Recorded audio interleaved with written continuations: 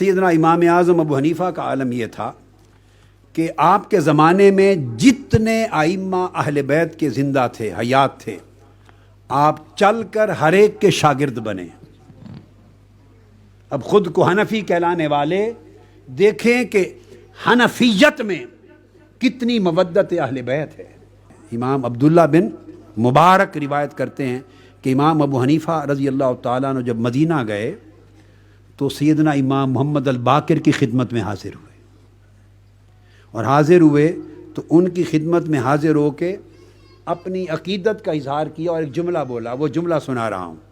اس کو مناقب امام موفق بن احمد المکی نے مناقب امام ابی حنیفہ میں روایت کیا، اور امام قردری نے مناقب ابن حبینہ میں بیان کیا۔ امام اعظم کے مناقب پر سب سے بڑا عظیم جو خزانہ ہے، مصدر ہے کتاب کا، دونوں نے۔ امام اعظم ابو حنیفہ نے فرمایا کہ خدا کی قسم اے امام محمد الباقر، آپ کی حرمت اور تعظیم و تکریم میرے اوپر اس طرح واجب ہے جس طرح صحابہ کرام پر تاجدار کائنات کی واجب تھی، چونکہ آپ کی حرمت میں حرمت مصطفیٰ نظر آتی ہے، آپ کی تعظیم میں تعظیم مصطفیٰ نظر آتی ہے، آپ سے محبت اور مودت میں مودت اور مودت مصطفیٰ نظر آتی ہے۔ 9 امام اہل بیت اطہار کے حیات تھے امام اعظم کے زمانے میں، اور آپ ہر ایک کے پاس جا کر زانوِ تلمس طے کیے۔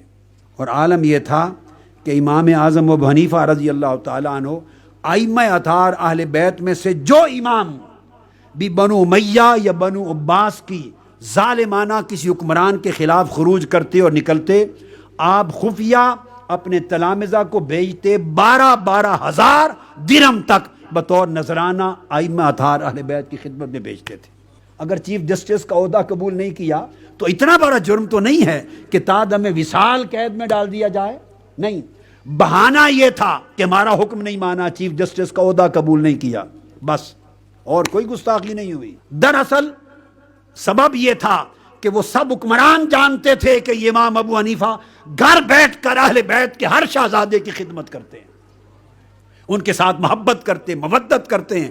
ان کو سزا محبت اہل بیت کی دی، جیل بھیجا، حتیٰ کہ امام اعظم ابو حنیفہ کا جنازہ بھی جیل سے نکلا۔ انہوں نے محبت اہل بیت میں وفات پائی، شہادت پائی۔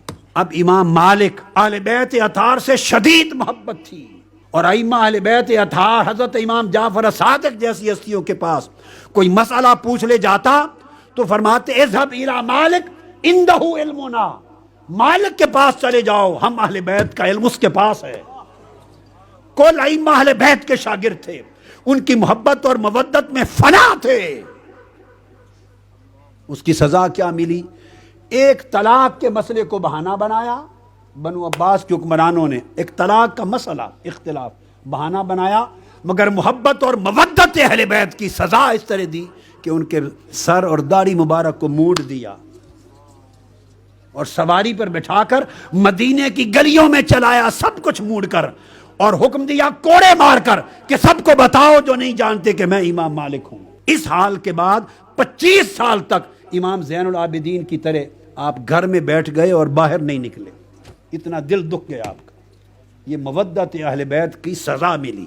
امام مالک کو جب کوڑے مارے گئے جعفر بن سلیمان عباسی نے، آپ کو بہت سخت کوڑے مارے اور سزائیں دیں، تو چونکہ وہ بنو عباس سے تھا، حضور کے چچا حضرت عباس بن عبد المطلب کے خاندان سے لوگ تھے جنہوں نے اہل بیت کے نام پر حکومت پہ قبضہ کر لیا، اور پھر چن چن کے ایک ایک اہل بیت کے امام اور اہل بیت کے محب کو شہید کیا۔ کہ امام مالک پہ جب کوڑے مارتے تھے، کوڑے مار مار کے آپ بے ہوش ہو جاتے، جتنے کوڑے لگ چکے ہوتے بے ہوش ہوتے، جب ہوش آتا پھر وہ دوبارے کوڑے شروع کرتے، تو کوڑوں سے ہوش آنے کے بعد کہتے لوگوں گواہ ہو جاؤ، باری تعالیٰ میں نے کوڑے مارنے مروانے والے کو معاف کر دیا۔ پھر کوڑے لگتے، پھر کوڑے کھا کھا کر امام مالک بے ہوش ہو جاتے۔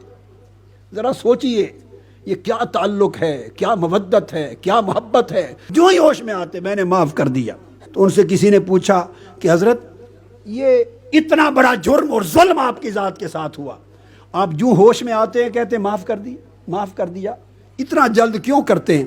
انہوں نے کہا مجھے لگ رہا ہے کہ شاید کوڑے کھاتے کھاتے میں مر جاؤں گا، ساتھ ہی ساتھ معاف اس لیے کرتا جا رہا ہوں کہ بے شک مجھ پہ ظلم ہو رہا ہے، مگر ہے تو حضور کے چچا کے خاندان میں سے یہ لوگ، میں نہیں چاہتا کہ قیامت کے دن میری وجہ سے میرے آقا کے چچا کے خاندان کا کوئی فرد دوزخ میں جائے۔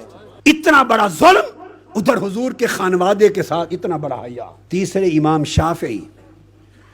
شافعی اہل بیت کی محبت میں اتنا آگے گزر گئے تھے، مودت اہل بیت میں، کہ امام شافعی پر ملاؤں نے فتوے اور تہمت لگا دی، کہا یہ شیعہ اور رافضی ہے۔ چاروں اماموں کی گٹی میں محبت اور مودت اہل بیت تھی، ان کے علم اور ایمان کا خمیر محبت اور مودت اہل بیت سے اٹھا تھا۔ پھر امام شافعی نے کہا ایک اور مقام پر، ان کان رفدن حب آل محمد فلیشہد الثقلان انی رافضی، اگر آل محمد سے محبت کرنا اس کا نام رافضی ہو جانا ہے، شیعہ ہو جانا ہے، تو سارا جہان جان لے کہ حب آل محمد کا نام اگر شیعیت ہے تو میں شیعہ ہوں۔ اس کو کہتے ہیں عقیدہ اہل سنت والجماعت۔ یہ امام اعظم ابو حنیفہ ہیں، یہ امام مالک ہیں، یہ امام احمد بن حنبل ہیں، یہ امام شافعی ہیں، اور امام احمد بن حنبل چار اماموں میں وہ امام ہیں۔ ان سے پوچھا گیا آپ یزید کے بارے میں کیا حکم کرتے ہیں؟